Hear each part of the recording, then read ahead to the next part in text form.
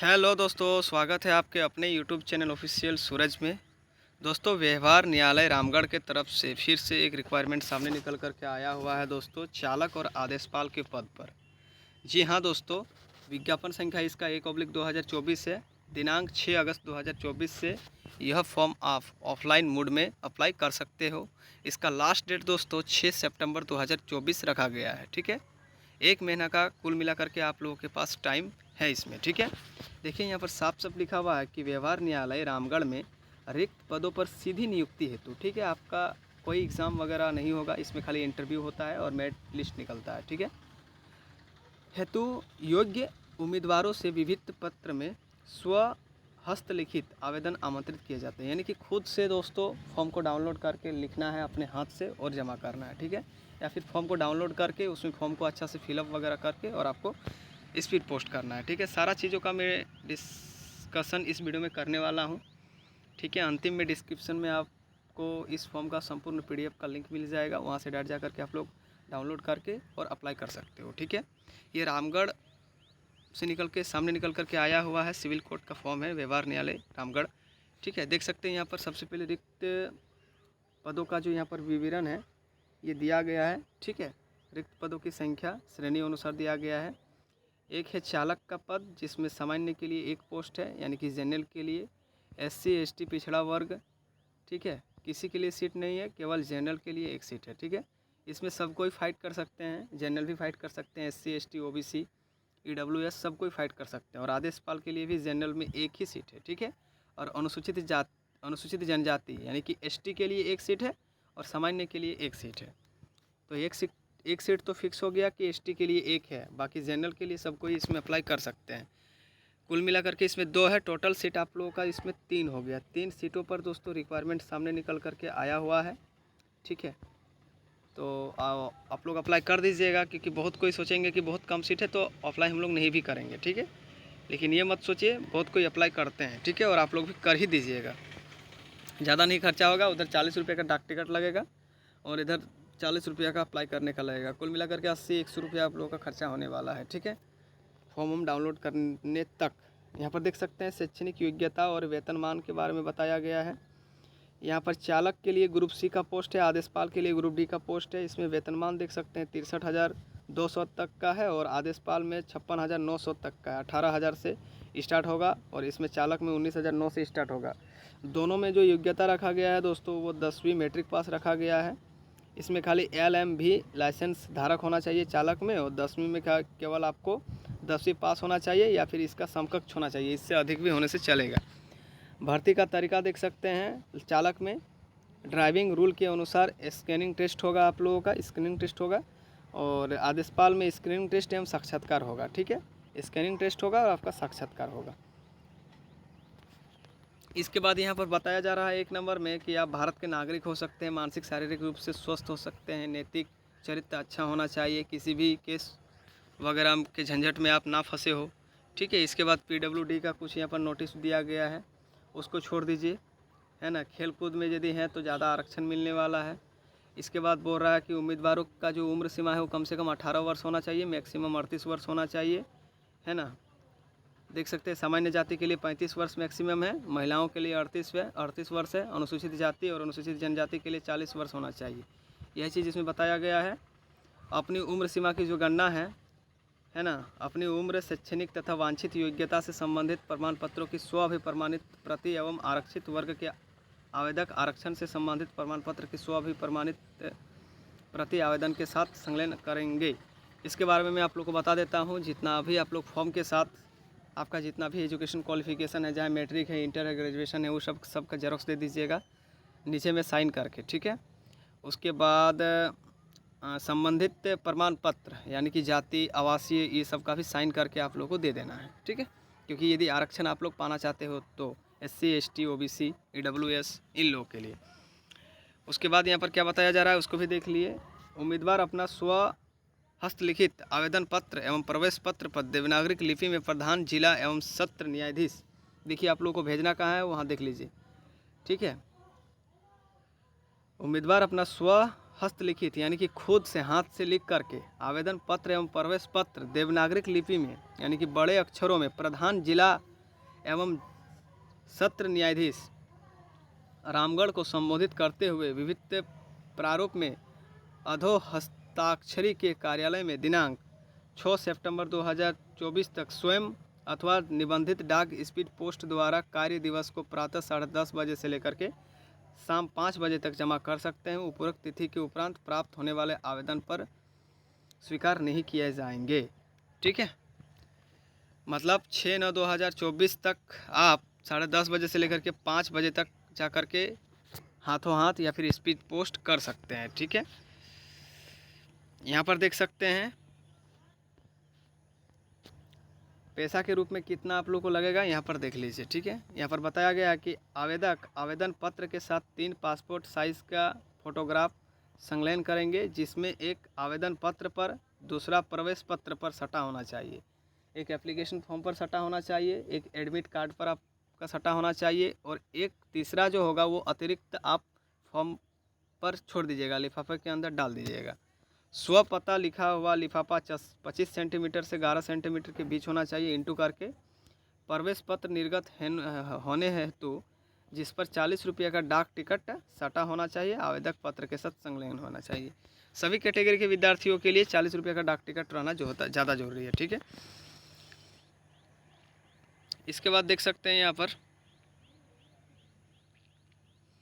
सबसे पहले मैं बता दूं आप लोगों को आवेदन जो प्रपत्र है वो आप लोगों को सही तरीके से भेजना कैसे है। ठीक है, स्पीड पोस्ट कैसे करना है वो चीज़ मेन है।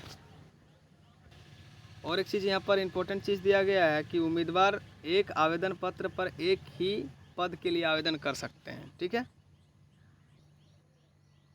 और एक इम्पोर्टेंट चीज़ है दोस्तों, यहाँ पर देख लीजिएगा, लिफाफे के ऊपर विज्ञापन संख्या, आवेदित पद का नाम एवं श्रेणी बड़े बड़े साफ अक्षरों में लिखा जाना आवश्यक है। लिफाफे के ऊपर सबसे पहले विज्ञापन संख्या आप लोगों को देखिए यहाँ पर मिल जाएगा। देखिए यहाँ पर विज्ञापन संख्या दिया हुआ है 1/2024।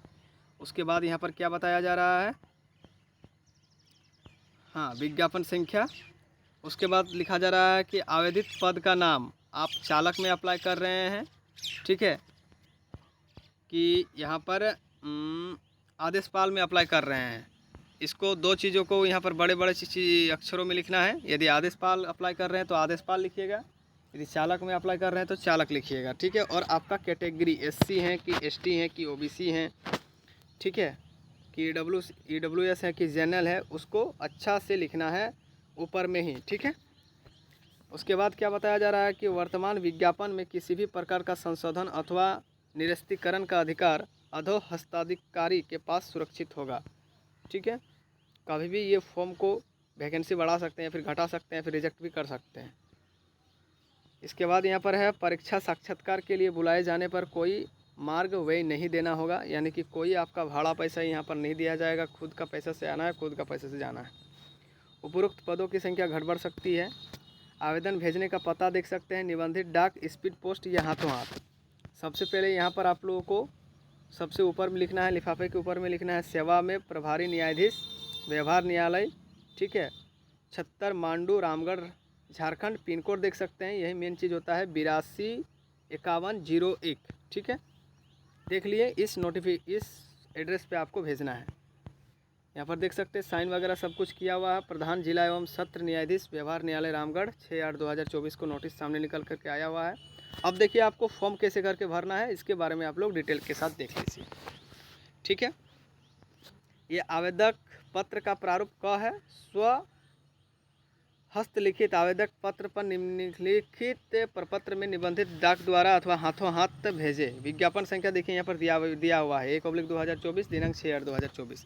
सबसे पहले यहाँ पर आप लोग को एक फ़ोटो चिपकाना है दोस्तों, और फोटो भी यहाँ पर देख सकते हैं, राजपत्रित पदाधिकारी द्वारा अभी प्रमाणित पासपोर्ट आकार का फ़ोटो चिपकाना है। राजपत्रित अधिकारी कौन कौन होते हैं, किसी प्राइमरी स्कूल के हेडमास्टर होते हैं, किसी कॉलेज के प्रिंसिपल होते हैं, किसी यूनिवर्सिटी के वाइस चांसलर या फिर कुलपति महोदय होते हैं, या फिर डॉक्टर होते हैं, या फिर सरकारी वकील होते हैं, या फिर पशुपालक विभाग के हेड होते हैं, या फिर CO होते हैं जो अंचल अधिकारी होते हैं, या फिर DC होते हैं। इन सभी का आपको साइन लेना है। ठीक है, ये नहीं कि कोई प्राइवेट वकील का साइन ले लेंगे तो फिर आपका फॉर्म रिजेक्ट हो जाएगा। ठीक है, ये चीज़ आप लोग ध्यान लीजिए, राजपत्रित अधिकारी का साइन यहाँ पर होना चाहिए फ़ोटो में।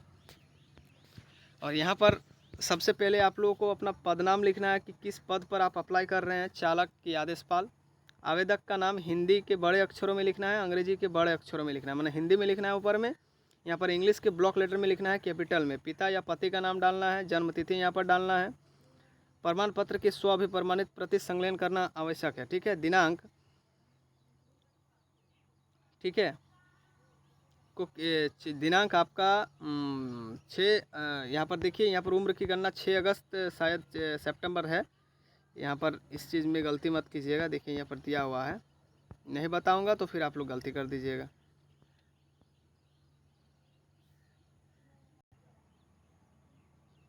उम्र की गणना दोस्तों 6 सितंबर 2024 को होगा, ठीक है। तो यहाँ पर वही चीज़ लिखिएगा कि दिनांक 6 सितंबर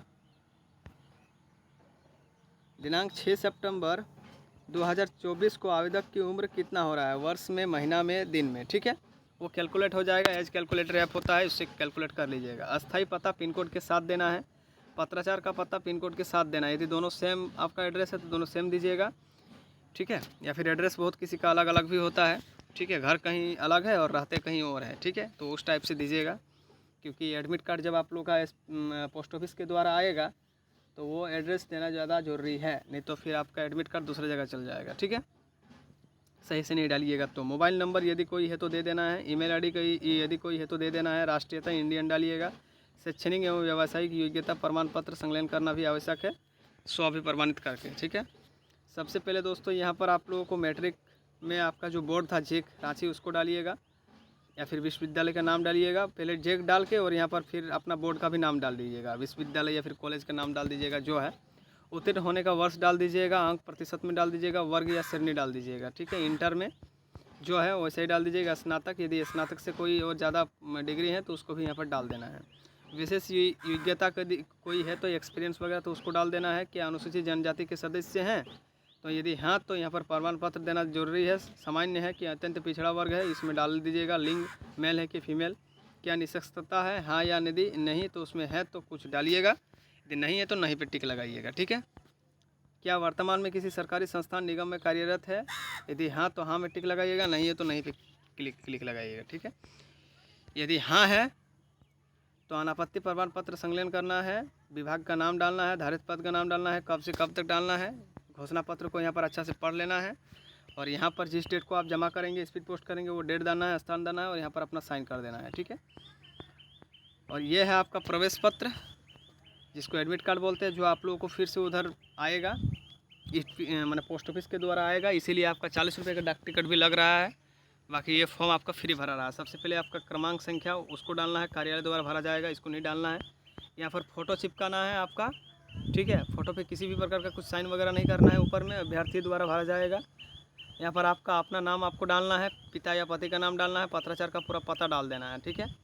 और ये जो है ना साक्षात्कार का समय और केंद्र, ये सब आप लोगों को नहीं डालना है, ये कार्यालय द्वारा भरा जाएगा। जिस टाइम एडमिट कार्ड आपका आएगा तब साक्षात्कार की तिथि कार्यालय द्वारा भरा जाएगा, समय, दिनांक, ये सब आपको नहीं डालना है, ठीक है। प्रधान जिला एवं सत्र न्यायाधीश, व्यवहार न्यायालय रामगढ़ रांची, झारखंड की तरफ से सामने निकल करके आया हुआ है। तो आशा करता हूं दोस्तों कि आई होप आप लोगों को ये पूरा जो है ये नोटिस ये आप लोगों को समझ में आ गया है। यदि अच्छा से समझ में आ गया है दोस्तों तो चैनल को लाइक, कमेंट, सब्सक्राइब जरूर कर दीजिएगा। वीडियो को लाइक कर दीजिएगा, दोस्तों की भी शेयर कर दीजिएगा, और नए आए हैं तो चैनल को सब्सक्राइब करके रख लीजिएगा, ताकि आने वाला प्रत्येक वीडियो आप लोगों को सही टाइम पे मिलते रहेगा। तब तक के लिए मैं आप लोगों से विदा लेता हूं दोस्तों। जय हिंद, जय भारत, जोहार झारखंड। Thank you.